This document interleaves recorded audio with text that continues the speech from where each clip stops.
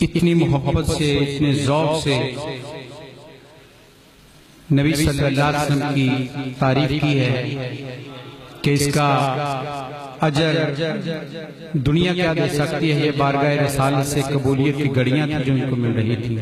اللہ تعالیٰ نقشبندی صاحب کو سلامت رکھے اور نعت کا یہ ذوق اور پروان چڑھتا رہے، اور ہم جیسوں کے دلوں میں بھی عشق مصطفیٰ کی شمع کو فروزہ کرتے چلے جائیں۔ جناب الحاج سرور حسین نقشبندی صاحب، حضرت گرامی حضرت علامہ مولانا محمد بشیر الحق صدیقی رحمۃ اللہ علیہ کے عرس کی اس تقریب میں آج ہمارے درمیان ایک بہت معتبر شخصیت تشریف فرما ہے۔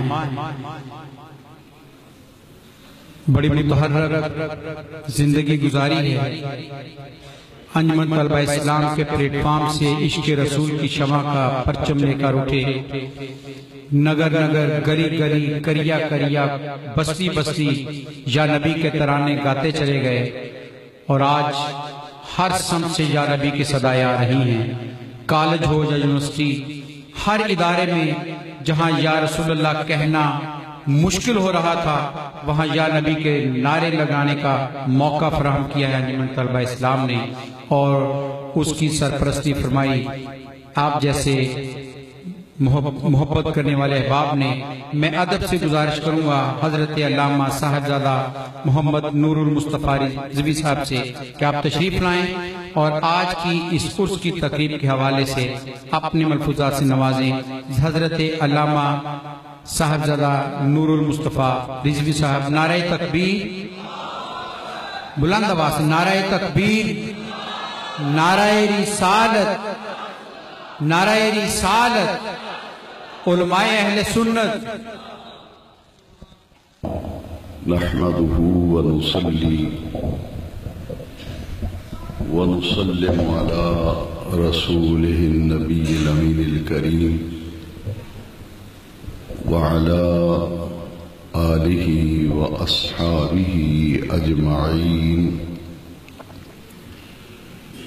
أما بعد، أعوذ بالله من الشيطان الرجيم، بسم الله الرحمن الرحيم، إنا أعطيناك الكوثر،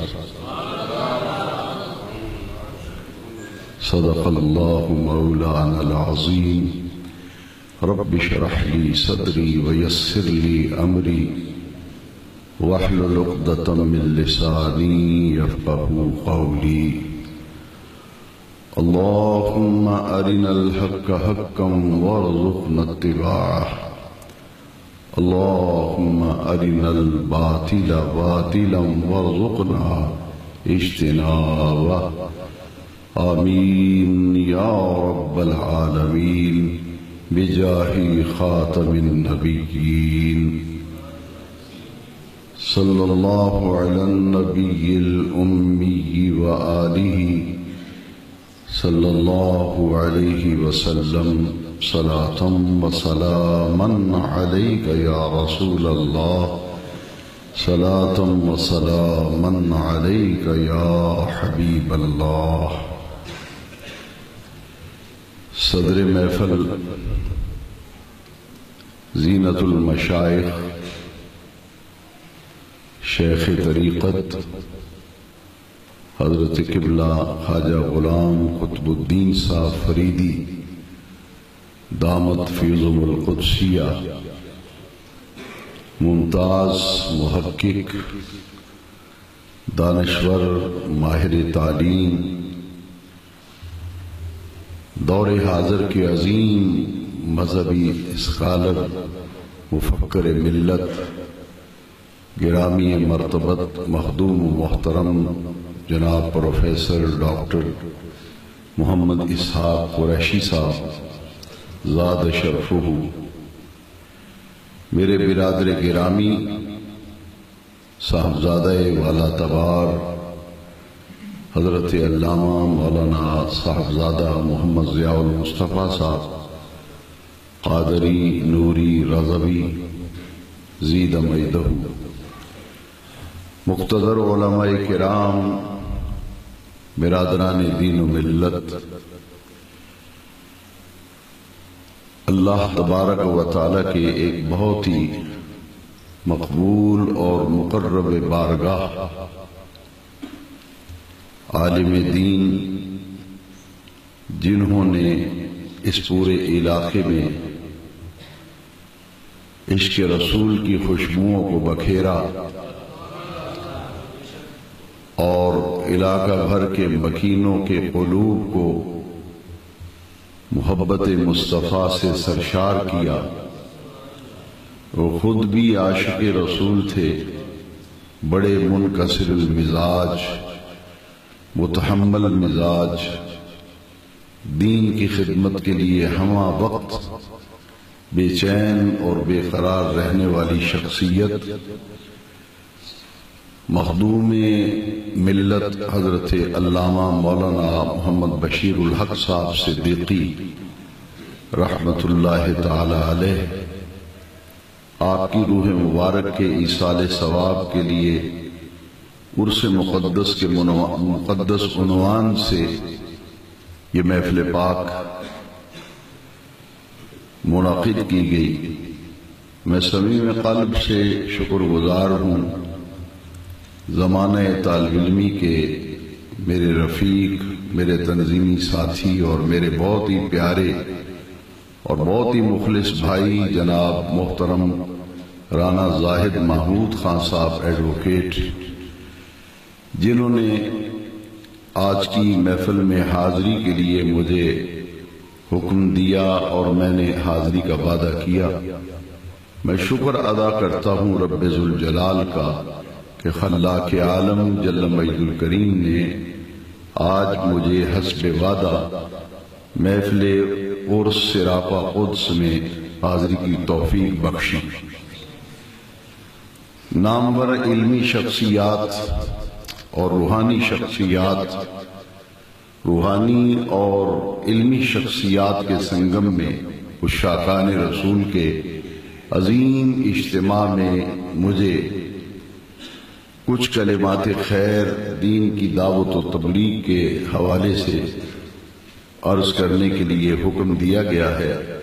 میں انشاءاللہ العزیز جو مجھے وقت دیا گیا ہے اس سے بھی 5 منٹ پہلے انشاءاللہ اپنی گفتگو کو سمیٹوں گا۔ عرس مقدس کی محفل ہے اور میں یہ اسٹیج پہ بیٹھ کے یہ سوچ رہا تھا کہ محفل عرس مبارک کی ہے اور آج یہ حسن اتفاق ہے کہ ماہ نور و سرور ربیع الاول شریف کی آج پہلی تاریخ ہے اور آج ہم دوسری شب میلاد میں اپنے آقا کریم صلی اللہ علیہ وسلم کی عظمتوں کے تذکرے سن کر اپنے مشام جاں کو معطر کرنے کے لیے حاضر ہیں، موجود ہیں۔ میں اس پوری محفل سے جتنی دیر 2 گھنٹے میں یہاں حاضر رہا اور تسکین قلبی حاصل ہوئی اور مجھے بیٹھے بیٹھے اپنے آقا کریم کی ایک حدیث شریف یاد آ گئی۔ الجامع الصغیر میں یہ حدیث پاک ہے اور حضرت مجاہد روایت کرتے ہیں کہ ہم سب کے پیارے آقا و مولا حضور پرنور صلی اللہ علیہ وسلم نے ارشاد فرمایا، ذکر الانبیاء عبادت و ذکر الاولیاء کفارت۔ اللہ کے محبوب اور مقرب نبیوں کا ذکر کرنا یہ عبادت ہے اور اولیاء کاملین کا، صالحین کا ذکر کرنا یہ گناہوں کا کفارہ ہے۔ بعض لوگوں کو اشکال ہوتا ہے کہ یہ رات بھر حضور کا ہی ذکر کرتے رہتے ہیں۔ میں آج آپ کی خدمت میں یہ عرض کرنا چاہتا ہوں کہ میرے آقا کریم رؤوف الرحیم علیہ افضل الصلاۃ والتسلیم کی اس ارشاد مبارک پر ذرا غور کیجیے.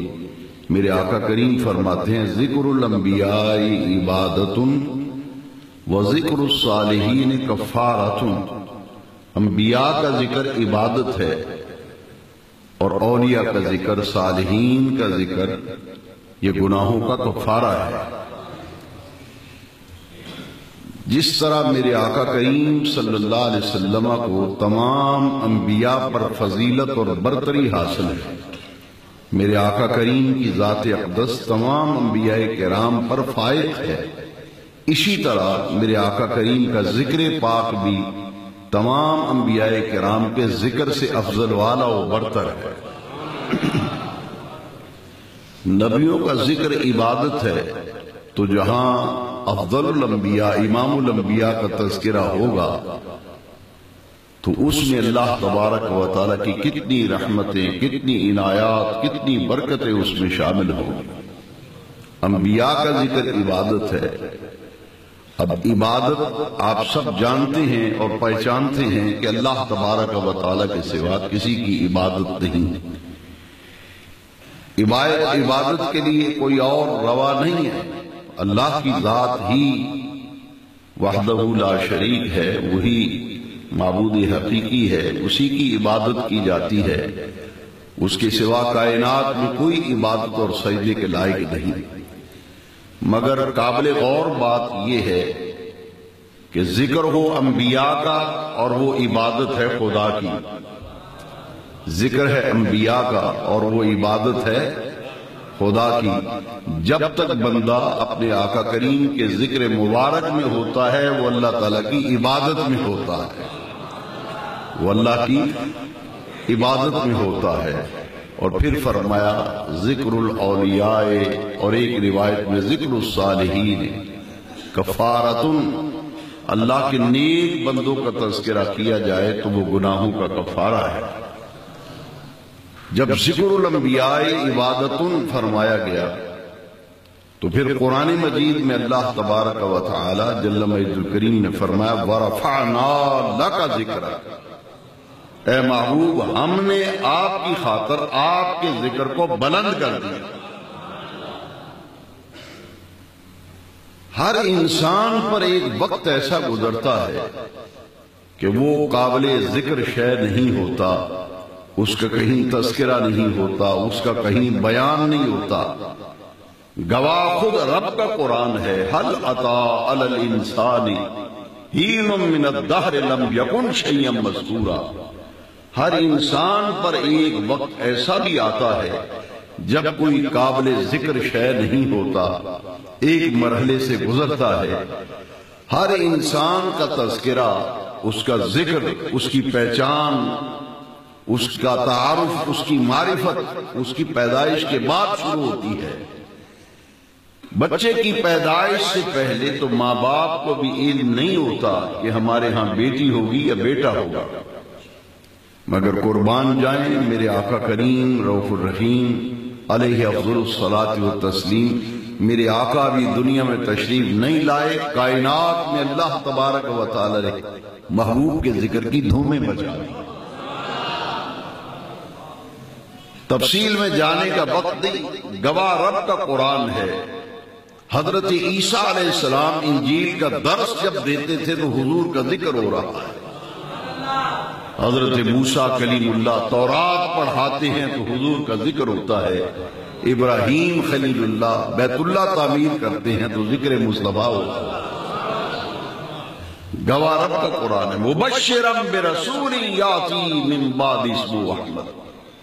عیسیٰ علیہ السلام درس دے رہے ہیں کہ میرے بعد وہ عظیم رسول جلوہ گر ہوگا جس کا نام نامی اسم گرامی احمد ہوگا. حضور نے فرمایا اسمی فی السماء احمد و اسمی فی الارض محمد. آسمانی مخلوق میں میرا نام احمد ہے، زمینی مخلوق میں میرا نام محمد ہے. عیسیٰ علیہ السلام بشارت دیتے رہے. خلیل اللہ نے جب بیت اللہ تعمیر کیا تو گواہ رب کا قرآن ہے وَإِذْ يَرْفَعُ إِبْرَاهِيمُ الْقَوَاعِدَ مِنَ الْبَيْتِ وَإِسْمَاعِيلُ. اللہ کا گھر تعمیر کر رہے ہیں، پیغمبر باپ، پیغمبر بیٹا بیت اللہ کی دیواریں اٹھا رہے ہیں اور کہہ رہے ہیں ربنا تقبل منا انک انت السمیع۔ اللہ کریم نے فرمایا اے میرے پیارے ابراہیم خلیل اللہ، آپ نے میرا گھر تعمیر کیا، بیت اللہ تعمیر ہوا، مانگیے کیا مانگتے ہیں؟ اس تعمیر کے بدلے میں آپ کیا مانگتے ہیں؟ حضرت ابراہیم علیہ السلام نے عرض کی باری تعالیٰ کچھ معاوضہ، کچھ بدلہ، کچھ جزا نہیں مانگتا، بس یہ تیرا گھر تعمیر کیا ہے، یہ عمل ہمارا اپنی بارگاہ میں قبول فرما۔ رب کریم نے ارشاد فرمایا اے خلیل، بیت اللہ کی تعمیر تو میری بارگاہ میں مقبول ہے، محبوب ہے، مگر آج ہم کچھ عطا کرنا چاہتے ہیں، مانگیے کیا مانگتے ہیں؟ حضرت ابراہیم علیہ السلام نے پھر کیا مانگا؟ پیارے مصطفیٰ کو مانگا۔ لوگ کہتے ہیں جناب یہ ذکر مصطفیٰ کب سے ہے؟ میں نے کہا جب کب نہ تھا حضور کا ذکر تھا۔ ذرا غور کیجیے، تعمیر بیت اللہ مانگا تو کیا مانگا؟ ربنا وابعث فیہم رسولا، مکہ شہر میں میری اولاد میں بڑی ہی عزتوں کا حامل رسول عطا فرما۔ صاحبان علم و فضل جلوہ گر ہیں، پھر تسلیم کرنا پڑے گا، یہ تسلیم کرنا پڑے گا۔ ہر شخص کے پیدا ہونے کے بعد اس کا تذکرہ شروع ہوتا ہے، مگر آمنہ کے لال کی دنیا میں تشریف آوری سے پہلے پوری کائنات میں ذکر مصطفیٰ کی دھومیں بچی ہوئی۔ ہاں مفسرین کو پڑھ کر دیکھیے، حضرت نوح علیہ السلام نے طوفان میں کشتی چلائی تو ذکر مصطفیٰ ہوا، ابراہیم علیہ السلام نے بیت اللہ تعمیر کیا تو ذکر مصطفیٰ ہوا، ہم سب کے باپ ابو البشر حضرت آدم علیہ السلام کی توبہ قبول ہوئی تو ذکر مصطفیٰ ہوا، حضرت حوا سے نکاح ہوا تو ذکر مصطفیٰ ہوا۔ حاضر محترم، میرے آقا کریم کو رب کریم نے شانیں ہی اتنی عطا فرمائی ہیں، ان گنت شانیں، ان گنت عظمتیں، کمالات، تصرفات، معجزات، اختیارات میرے آقا کریم کو اللہ رب العزت نے عطا فرمائے اور ان گنت کمالات عطا فرمائے۔ حسن یوسف دم عیسیٰ ید بیضا داری، آنچ خوباں ہما دارن تو تنہا داری۔ جتنے کمالات رب ذوالجلال نے حضرت آدم علیہ نبینا علیہ السلام سے لے کر حضور خاتم النبیین، محبت آیات قرآن، شہنشاہ ملکوت جاویداں، حضور پر نور سید ابرار صلی اللہ علیہ وسلم کو جو کمالات عطا فرمائے، تمام انبیاء و مرسلین کے کمالات اللہ رب العزت نے ذات پاک مصطفیٰ میں جمع فرمایا۔ غالب سے بھی کسی نے کہا کہ غالب حضور کی نعت نہیں لکھتے، غالب نے کہا غالب ثنائے خواجہ بیزداں گزاشتے، کہاں ذات پاک مرتبہ دان محمد صلی اللہ علیہ وسلم۔ حضور کے کمالات ان گنت کمالات۔ دیکھیے میں نے قرآن مجید فرقان حمید کی جو آیہ مقدسہ تلاوت کرنے کا شرف حاصل کیا، اس میں ذرا غور کیجئے، انا اعطیناک الکوثر۔ آج کے دور میں، دور حاضر میں جس دور سے ہم گزر رہے ہیں، میں یہ سمجھتا ہوں کہ دین کے ایک مبلغ، ایک خادم کی سب سے بڑی ذمہ داری یہ ہے کہ وہ آنے والی نسل کے عقائد، افکار و نظریات کا قبلہ درست کرنے کے لیے قرآنی تعلیمات کو لوگوں کے سامنے رکھیں کہ آؤ ذرا قرآن پڑھ کے تو دیکھو قرآن کیا کہہ رہا ہے۔ قرآن خود فرماتا ہے افلا یتدبرون القرآن، تمہیں کیا ہو گیا ہے، تم قرآن میں غور و فکر کیوں نہیں کرتے؟ ارے وہ ملت اسلامیہ جس کے ایک ہاتھ میں قرآن ہو، ایک ہاتھ میں مصطفیٰ کا فرمان ہو، اس کو کیا ضرورت ہے ادھر ادھر جانے کی؟ مختصر وقت میں چند باتیں عرض کرنا چاہتا ہوں کہ میرے آقا کریم کو رب نے ہر کمال، ہر شان، ہر عظمت اعلیٰ درجے پہ عطا فرمائی، اور حضور کی کمالات، حضور کی صفات کا کوئی اندازہ نہیں کر سکتا۔ قرآن مجید گواہ ہے، اِنَّا أَعْطَيْنَاكَ الْكَوْثَرَ، اے محبوب ہم نے آپ کو الکوثر عطا فرمایا۔ کیا عطا فرمایا؟ الکوثر۔ اب ذرا غور کیجئے، ہم سنتے ہیں، پڑھتے ہیں، اور سنتے رہے اور پڑھتے رہے، ترجمہ یہ بھی کیا گیا کہ اے محبوب آپ کو حوض کوثر دیا، حوض کوثر دیا۔ ہمارے استاد گرامی نے جب تفسیر ہمیں پڑھاتے تھے تو فرمایا دیکھیے اگرچہ یہ ترجمہ مفسرین نے مراد لیا ہے، مگر یہاں الکوثر کا لفظ جو ہے اس پر ذرا غور کرو کہ الکوثر جو ہے یہ ہے کیا؟ رب کریم فرماتا ہے پیارے محبوب ہم نے آپ کو الکوثر عطا فرمایا۔ ہمارے استاد گرامی فرمایا کرتے تھے کہ قرآن رب کا کہتا ہے وَلِمَنْ خَافَ مَقَامَ رَبِّهِ جَنَّتَانِ، جس نے اپنے دل میں یہ تصور جانگزی کیا کہ قیامت کے دن اللہ کی عدالت میں کھڑا کیا جاؤں گا، اس وقت کیا جواب دوں گا؟ رب کریم کی بارگاہ میں کھڑے کیے جانے کا تصور اس پر خوف کی کیفیت کو غالب کر دے۔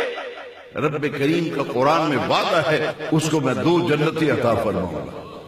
کتنی جنتیں؟ میں ایک جگہ درس قرآن دے رہا تھا تو ایک نوجوان نے بڑا اچھا سوال کیا۔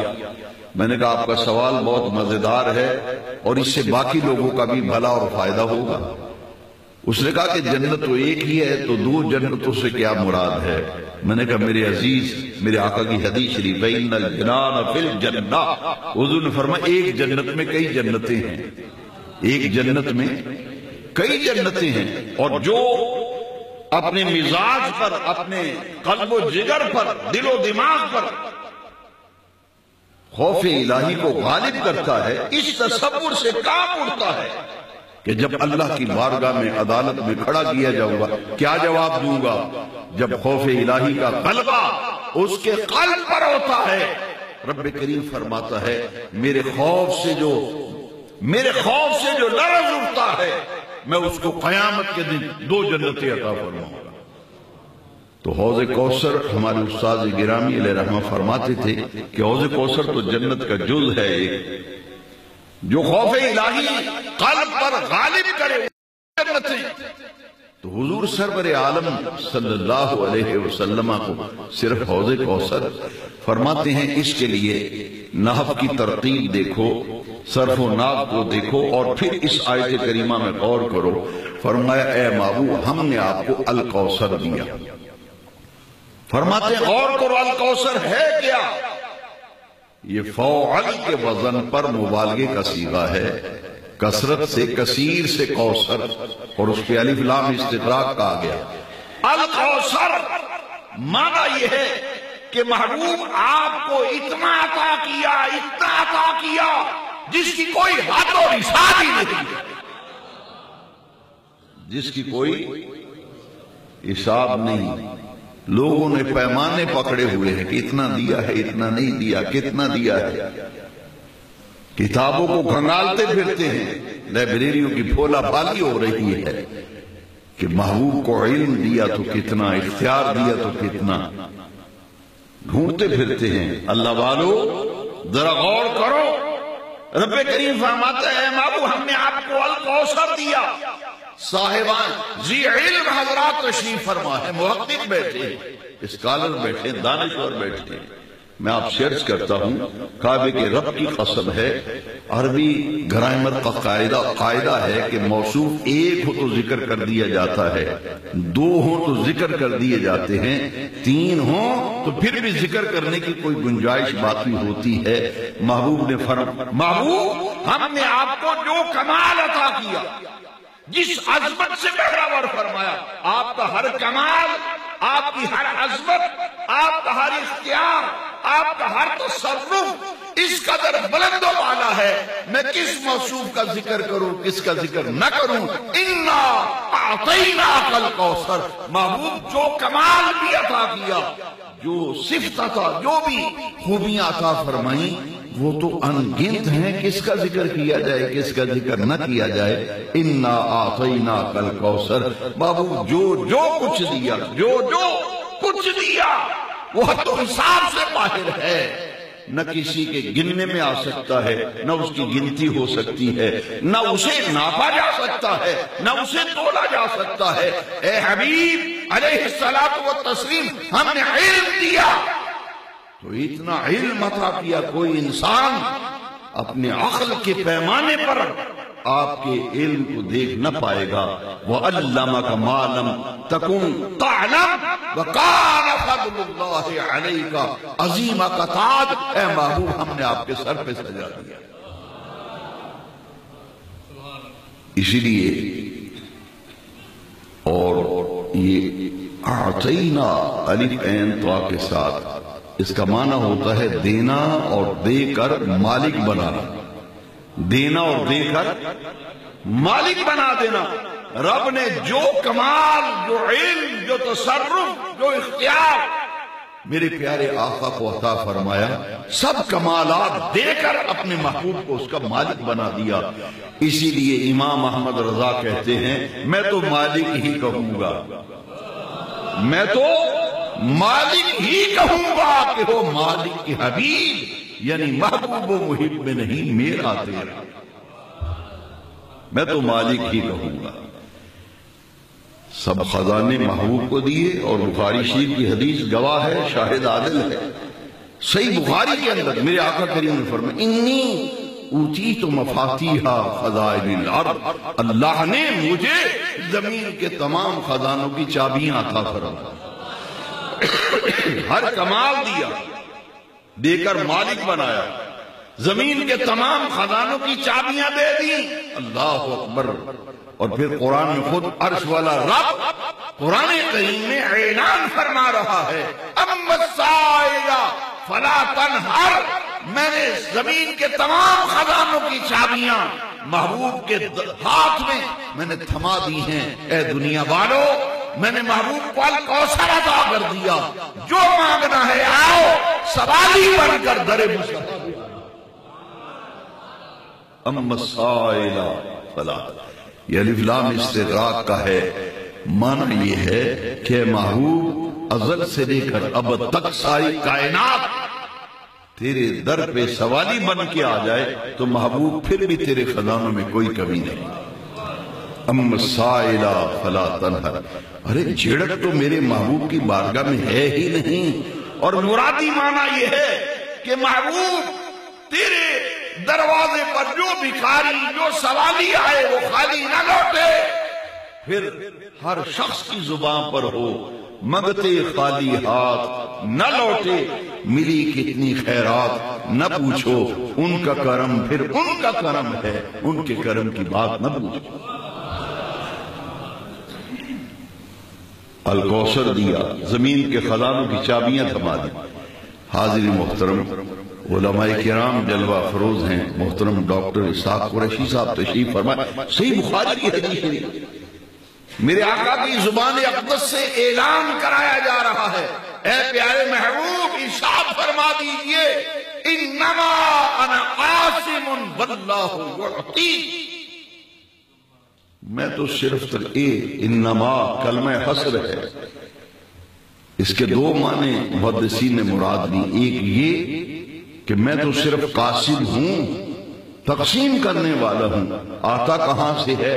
فرمایا اللہ تعالیٰ عطا فرماتا ہے، انما انا قاسم واللہ یعطی، اللہ عطا فرماتا جاتا ہے اور میں اس کی عطا کو بانٹتا چلا جاتا ہوں۔ انما انا قاسم، اور یہ اس میں حصر پایا جاتا ہے، معنی یہ ہے کہ اے کائنات والو سنو، آنے والی نسلوں یاد رکھو، انما انا قاسم واللہ یعطی، میرے سوا رب کے خزانوں کا کوئی قاسم نہیں ہے، جس کو جو نعمت ملتی ہے دیتا خدا ہے، تقسیم میرے مصطفیٰ کو۔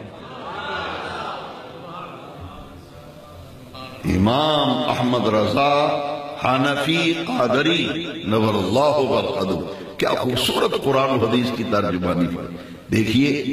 امام احمد رضا کہتے ہیں انا اعطینا کل کوثر، ساری کثرت پاتے یہ ہے، رب ہے معطی، یہ ہے قاسم، دیتا وہ ہے، دلاتے یہ ہے کہ کائنات میں جس کسی کو جو نعمت ملتی ہے دیتا خدا تعالی ہے، تقسیم اس کے پیارے محبوب مصطفیٰ پر۔ تم کتنے خوش نصیب ہو، تم در مصطفیٰ کے سوالی ہو۔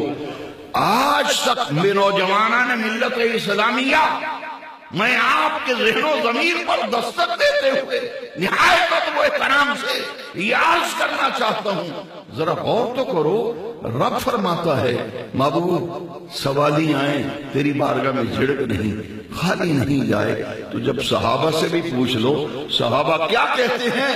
ارے قرآن تو یہ کہتا ہے فَإِنْ آمَنُوا، سورہ بقرہ میں فَإِنْ آمَنُوا بِمِثْلِ مَا آمَنْتُمْ بِهِ فَقَدْ اهْتَدَوْا۔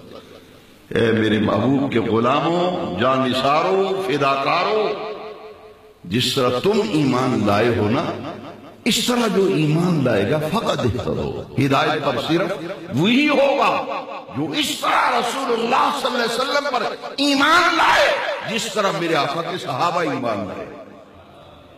نوجوانوں، بزرگوں، عزیز بچوں، ذرا غور کرنا، صحابہ کیا کہہ رہے؟ صحابہ کا عقیدہ کہتے، صحابہ کہتے صحیح مسلم کے اندر یہ حدیث شریف، یہ روایت صحیح مسلم میں، صحابہ کہتے ہیں ما سئل رسول اللہ صلی اللہ علیہ وسلم شیء قط فقال لا، صحابہ کہتے ہیں کعبے کے رب کی قسم، ہم نے ساری زندگی آقا کی خلوتوں کو دیکھا، جلوتوں کو دیکھا، صبحوں کو دیکھا، شاموں کو دیکھا، ہم نے کبھی نہیں دیکھا کہ کوئی سائل در مصطفیٰ بھی آیا ہو اور میرے مصطفیٰ نے نہ فرما دی۔ یہ کون کہہ رہا ہے؟ صحابہ کہہ رہے ہیں۔ صحابہ کہتے ہیں ہم نے نا کا لفظ تو سرکار سے کبھی سنا ہی نہیں، اسی لیے سرور نقشبندی صاحب پڑھ رہے تھے، آپ پڑھ رہے تھے نا، واہ کیا جود و کرم ہے شہ بطحا تیرا، نہیں سنتا ہی نہیں مانگنے والا تیرا۔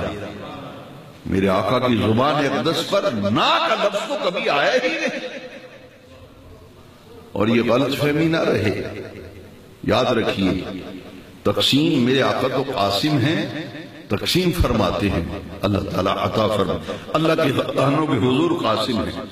میں ذمہ داری سے کہتا ہوں، علی وجہ البصیرت کہتا ہوں، قرآن و حدیث کا دامن تھام کے کہتا ہوں، اس بڑی کائنات کے اندر جس کو جو نعمت ملتی ہے دیتا رب کریم ہے، تقسیم اس کے پیارے رسول کریم فرماتے ہیں۔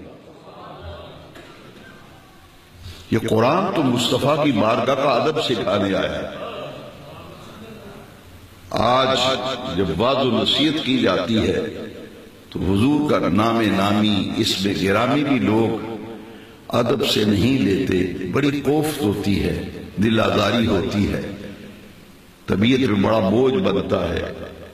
اللہ کے نبی نے کہا، اللہ کے رسول کہتا ہے، تو قرآن تو خود فرماتا ہے اِنَّهُ لَقَوْلُ رَسُولٍ كَرِيمٍ، اِنَّهُ لَقَوْلُ رَسُولٍ كَرِيمٍ۔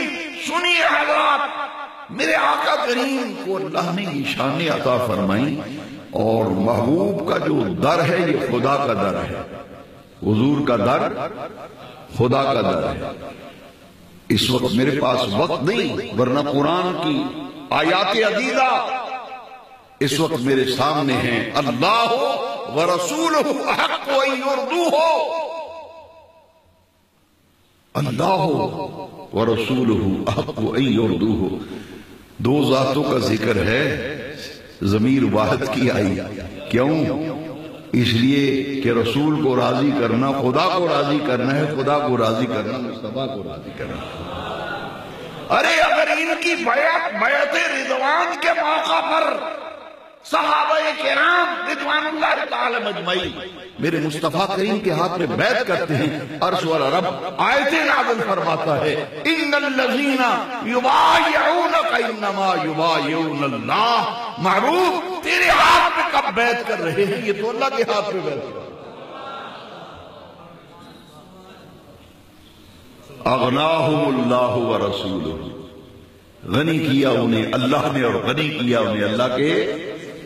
پتہ یہ چلا کہ رب کا قرآن کہتا ہے نبی بھی غنی فرماتے ہیں، رسول کریم بھی غنی فرماتے ہیں، اغناہم اللہ ورسولہ۔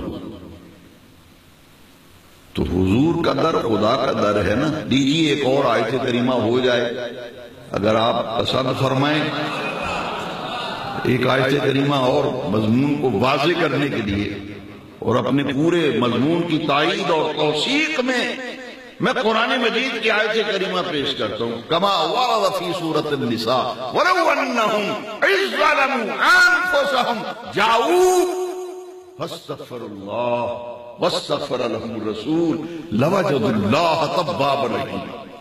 جہاں بھر کے جانوں پر ظلم کرنے والوں میرے مصطفیٰ کے در پہ آ جاؤ، یہاں آ کے کہو یا اللہ بخش دے، یا اللہ بخش دے، یا اللہ بخش دے۔ یا اللہ تیرے محبوب کے در پہ آئے، بخشش مانگی، اب ہمیں معاف فرما دے گا۔ فرمایا واستغفر لہم الرسول، جدھر تمہیں بھیجا ہے میرے محبوب کے لب مبارک تمہاری شفاعت میں اٹھ گئے، کھل گئے، فرمایا پھر تمہاری توبہ بھی قبول کروں گا، انعام میں تمہیں اپنی رحمتیں بھی عطا کروں گا۔ لَوَجَدُ اللَّهَ تَوَّابًا رَحِيمًا، شرط لگا دی وَاسْتَغْفَرَ لَهُمُ الرَّسُولُ۔ اسی لیے امام احمد رضا حنفی قادری سیدی اعلیٰ حضرت فرماتے ہیں بخدا خدا کا یہی ہے در، بخدا خدا کا یہی ہے در، نہیں اور کوئی مفر مقر جو وہاں سے ہو یہیں آ کے ہو، جو یہاں نہیں تو وہاں۔ حضور کا در خدا کا در ہے۔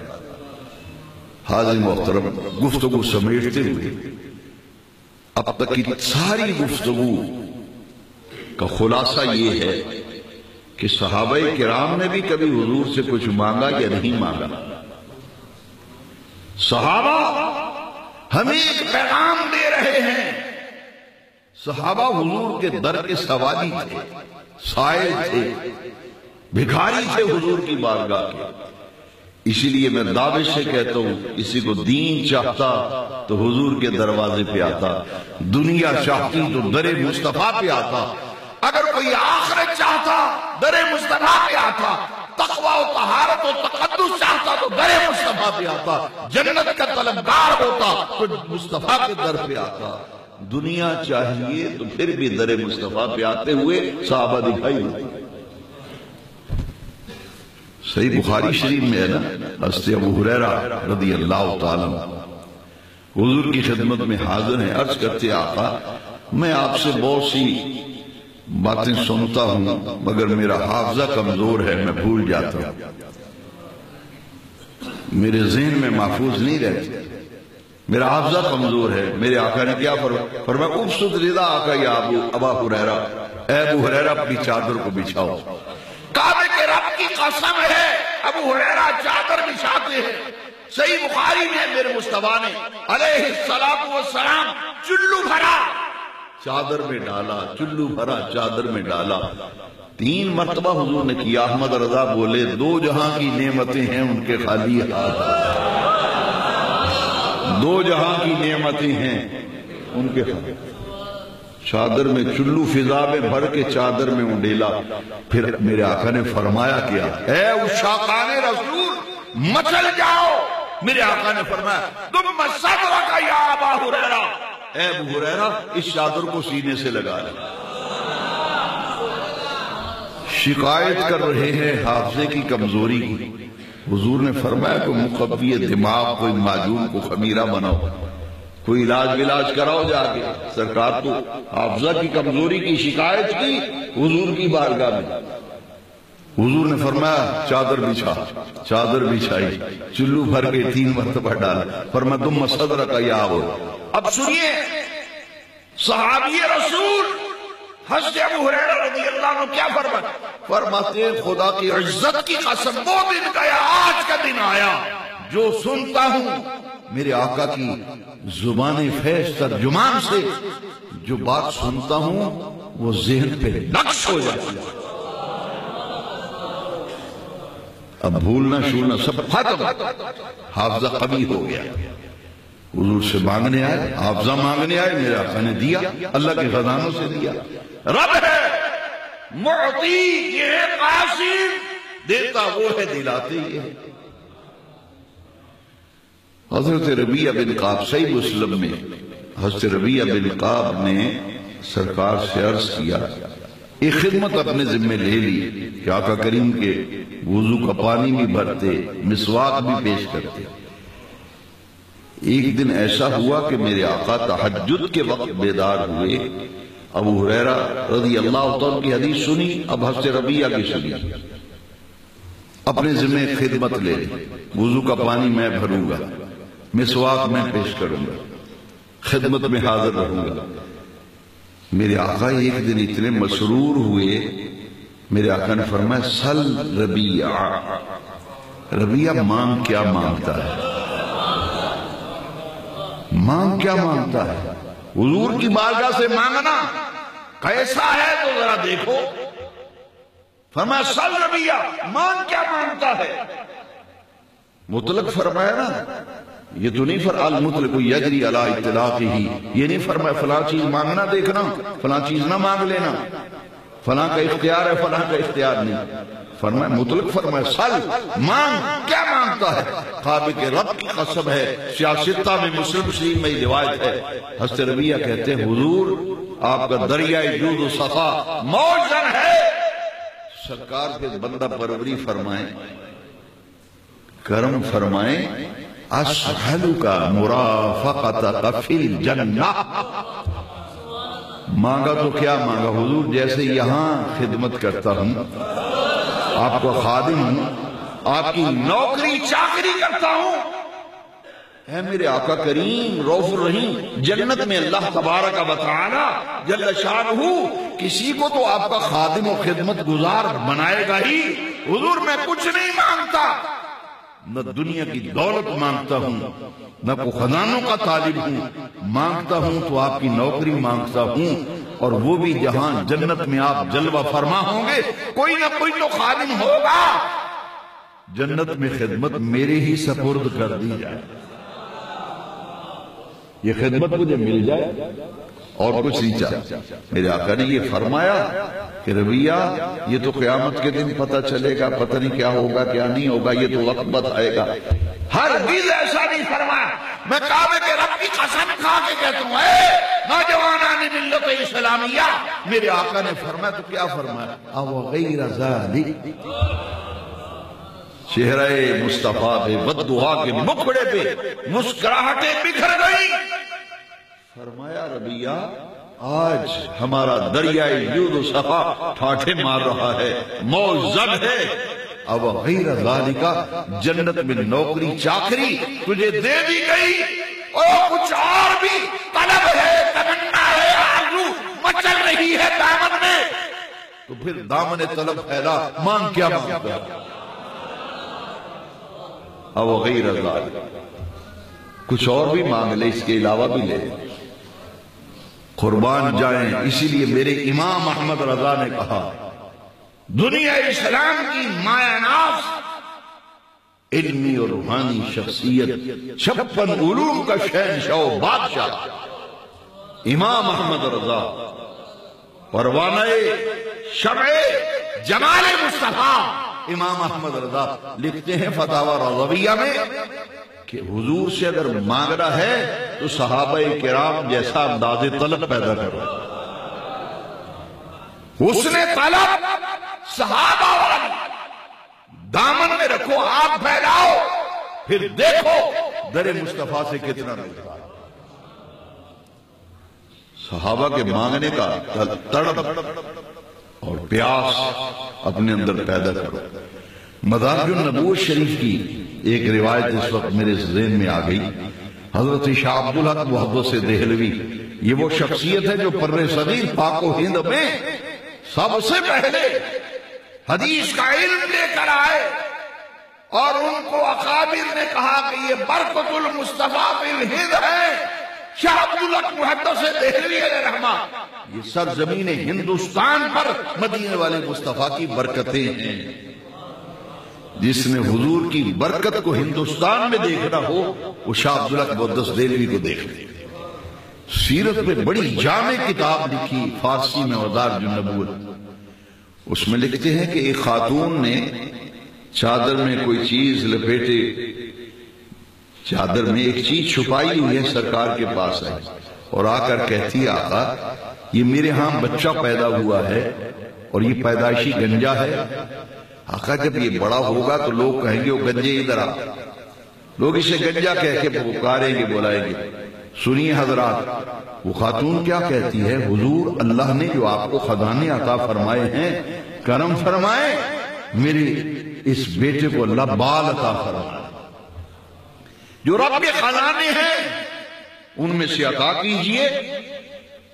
اس نے کپڑا ہٹایا، مدارج النبوت شریف، میرے آقا نے دست پاک اس بچے کے سر پہ ہاتھ مبارک پھیرا، جدھر جدھر میرے آقا کریم کا دست اقدس، جس کو عرش والے رب نے قرآن میں فرمایا محبوب یہ تیرے ہاتھ میں کب بیعت کرتے ہیں، یہ تو اللہ کے ہاتھ میں بیعت کرتے ہیں۔ حضور کے دست اقدس کو اللہ نے اپنا ہاتھ قرآن میں فرمایا۔ حضور کا جدھر جدھر دست مبارک، دست اقدس پھرتا جاتا تھا، دیکھتے ہی دیکھتے بڑے سنہری گنگریالے خوبصورت بال اس کے پورے سر پہ ہو گئے۔ حاضرین محترم، اس وقت 20 احادیث ہیں مگر وقت اجازت نہیں دیتا۔ میں یہ عرض کروں گا کہ آئیے بڑا نازک دور ہے، دور حاضر، یہ فتنوں کا دور ہے۔ اس دور میں بھی اپنے ایمان اور عقیدے کی حفاظت کرنا، میرے امام احمد رضا نے جو سبق دیا تھا نا کہ سونا جنگل رات اندھیری چھائی بدلی کالی ہے، سونے والوں جاگتے رہیو چوروں کی رکھوالی۔ یاد رکھیے آج حضرت مولانا محمد بشیر الحق صدیقی علیہ رحمہ کے عرس میں آئے ہیں۔ میں یہ چاہتا ہوں کہ ایک تحفہ اور آپ کو دے دوں اور اس خوشبو کو پھر پھیلانا ہے، جہاں بیٹھنا ہے یہ ذکر ضرور کرنا ہے۔ مجھ سے لوگوں نے پوچھا کہ امام احمد رضا کا 100 سالہ عرس منایا جا رہا ہے، دنیا میں کوئی ملک ایسا نہیں، انٹرنیٹ کی دنیا ہے، لوگ دیکھتے ہیں، مجھے نوجوان بتاتے ہیں کہ کوئی ملک ایسا نہیں جہاں امام احمد رضا کا عرس اعلیٰ حضرت، عرس رضا، جشن رضا، یوم رضا، مختلف عنوانات سے امام محمد رضا کی گراں مایا علمی روحانی خدمات کو خراج عقیدت، ان کے مجددانہ کام تجدید و احیاء دین کے حوالے سے امام احمد رضا کی خدمات کو پوری ملت اسلامیہ سلام کر رہی ہے۔ اس کی وجہ کیا ہے؟ مجھے رانا زاہد محمود صاحب نے جب یہاں حاضر ہونے کا حکم دیا، میرے پیارے بھائی نے مجھے کہا کہ عشق رسول پہ بیان کرنا ہے۔ عشق رسول، یہ سارا عشق رسول ہی ہے جو بیان کیا ہے۔ اب رزلٹ نکالا جاتا ہے آخر میں، تو سنیے پوری گفتگو کا خلاصہ یہ ہے کہ اپنے دلوں کو محبت مصطفیٰ کا مرکز بناؤ، دلوں کو سرشار کرو پیارے مصطفیٰ کا۔ امام احمد رضا جو بولی بول گیا وہی ڈاکٹر اقبال نے بولی۔ اقبال نے کہا مغز قرآن روح ایمان، جان دین ہست حب رحمت للعالمین۔ قرآن کا مغز ایمان کی روح، دین کی جان، تاجدار عرب و عجم، رحمت مجسم، ناطق وحی رسول صلی اللہ علیہ کی محبت، یہ قرآن کا مغز ہے، ایمان کی روح ہے، اور دین کی، بولو یار، دین کی احمد رضا نے یہی تو کام کیا، اس لیے احمد رضا ہمارے دلوں میں بستا ہے۔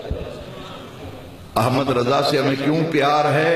ہمیں مصطفیٰ کریم کا، مدنی کریم کا ہمیں جانثار اور فداکار بنا دیا، بریلی کے تاجدار نے امام احمد رضا۔ حضرات سنیے، پڑھے لکھے حضرات کو دعوت غور و فکر دے، مجددانہ کلام ہے نا، عامیانہ کلام نہیں ہے، مجددانہ کلام، اور ایک ایک لفظ دل میں اترتا چلا جاتا ہے۔ یہ ہے فکر رضا۔ لوگوں کو کیا معلوم کہ فکر رضا کیا ہے؟ رضا کیا کہتے ہیں؟ اللہ کی سر تبا قدم شان ہے یہ، اللہ کی سر تبا قدم شان ہے یہ، ان سے نہیں انسان، ایسے انسان ہے یہ۔ قرآن تو ایمان بتاتا ہے انہیں، ایمان یہ کہتا ہے کہ میری جان ہے یہ۔ قرآن تو ایمان بتاتا ہے انہیں، ایمان یہ کہتا ہے کہ میری جان ہے۔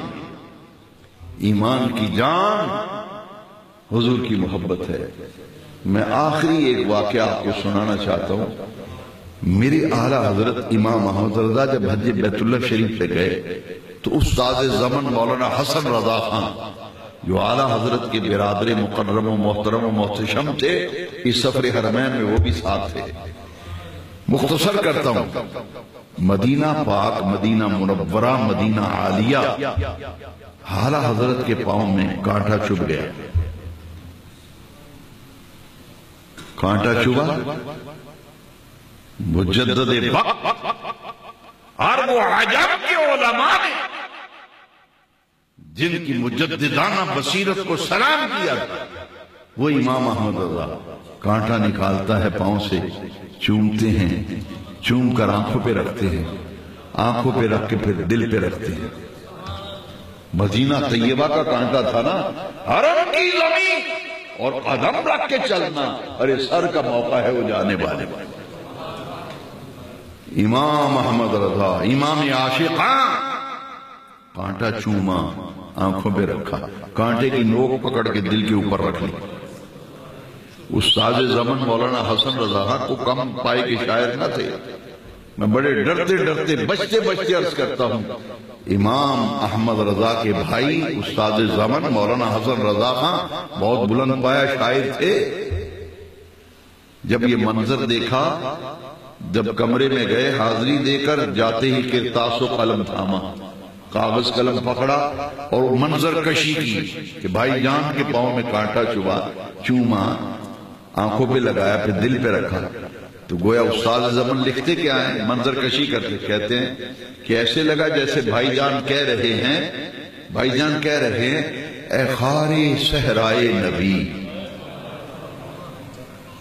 اے خار صحرائے نبی، پاؤں سے تیرا کیا کام، اے خار صحرائے نبی، پاؤں سے تیرا کیا کہا۔ سننا حضرات آخری بات، میری جان،